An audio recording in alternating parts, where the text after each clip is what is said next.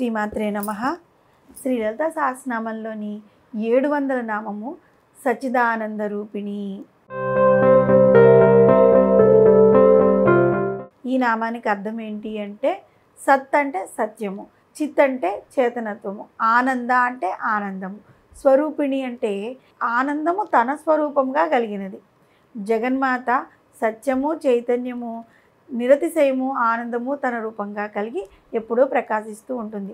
సగుణ స్వరూపములో భావనామాత్ర రూపమును మనం గనక ఆరాధిస్తున్నట్లయితే ఆ తల్లి యొక్క అసలు రూపం నిర్గుణమే కదా. ఆ తల్లికి ఒక రూపం అంటే ఏం లేదు, ప్రతిదీ మన భావనా రూపంలోనే అమ్మవారు ఉంటుంది.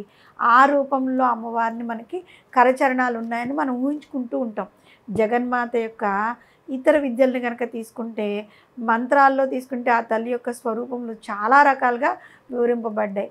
ఆ రూపంలోని మంత్రాలకు లేదంటే స్వరూపాలకు కరచరణాదులు అంటే అవయవాలు, ఆ అవయవాలకు అనేక రకాలైన ఆభరణాలు మనం చెప్పుకుంటూ ఉన్నాం.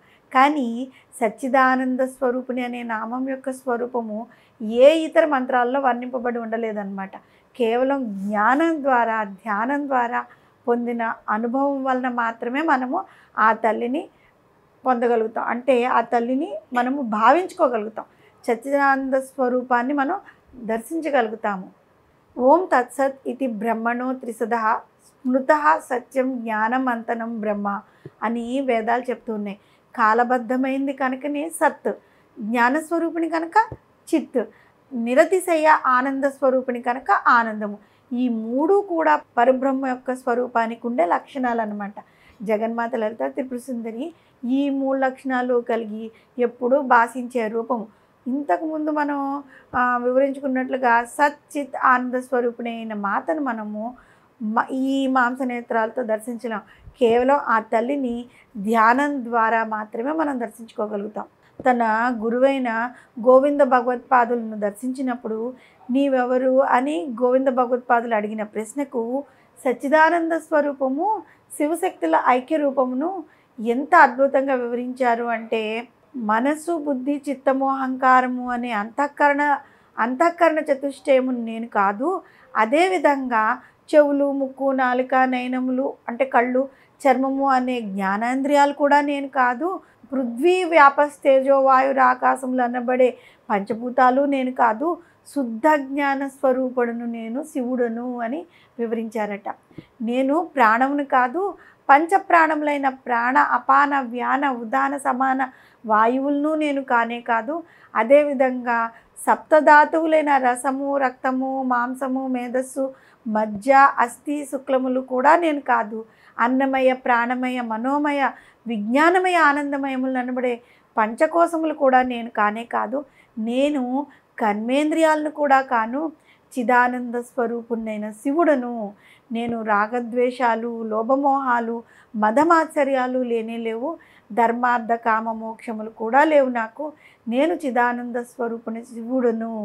నాకు పుణ్యపాపములు, సుఖ దుఃఖములు లేనే లేవు. అదేవిధంగా నాకు మంత్రములు కానీ, తీర్థములు కానీ లేవు. వేదాలు, యజ్ఞకాండాలు లేవు.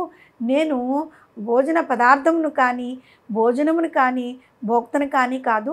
నేను చిదానంద స్వరూపుణ్ణు, శివుడును. నాకు మృత్యుభయం లేదు, జాతి భేదం లేదు. నాకు తల్లిదండ్రులు కానీ, బంధుమిత్రులు కానీ, గురువు కానీ, శిష్యుడు కానీ లేరు. నేను చిదానంద స్వరూపుణ్ణు, శివుడును. నాకు సంకల్ప వికల్పములు లేవు. నేను నిరాకారుడై సర్వత్రా వ్యాపించి ఉన్నాను. సమభావము నా స్వరూపము. బంధములు, ముక్తి నాకు లేనే లేవు. నేను చిదానంద స్వరూపుడును, శివుడును. శివాలకు భేదం లేదు. అటువంటి శివశక్తుల ఐక్యస్వరూపమైన సచ్చిదానంద స్వరూపమును జగద్గురువులు ఎంత అద్భుతంగా వివరించారో కదా. నాకు ఇవేమీ లేవు, నేను శివుణ్ణి అని చెప్పారు. ఇదే ఆ తల్లి యొక్క అసలైన స్వరూపమును. అటువంటి సచ్చిదానంద స్వరూపిణి అయిన మాత మన హృదయాల్లో కనుక నిలిచి ఉంటే చూడండి ఎంత అద్భుతంగా ఉంటుందో. ఆదిశంకర్ని తన గురువుగారు అడిగిన ప్రశ్నకి ఆదిశంకరాచార్యుల వారు ఆ విధంగా సమాధానం చెప్పారు. ఇవేమీ నాకు అంటవు, ఇవేవీ నేను కాదు, శివుడును అని చెప్పారు కదా. అలాంటి శివసఖ్యైక రూపమైన అమ్మవారిని మనలో కనుక నిలుపుకుంటే ఇవేవి మనకు అంటవు కదా. కాబట్టి సచ్చిదానంద స్వరూపిణి అయిన అమ్మవారిని మనం కూడా మనలో నిలుపుకుని ఉన్నట్లయితే మనము కూడా అదే రూపంలోకి మారుతాం కదా. సచ్చిదానంద స్వరూపం కూడా మనది అవుతుంది కాబట్టి ఇవేవి మనకి కూడా అంటవన్నమాట. శ్రీమాత్రే నమః.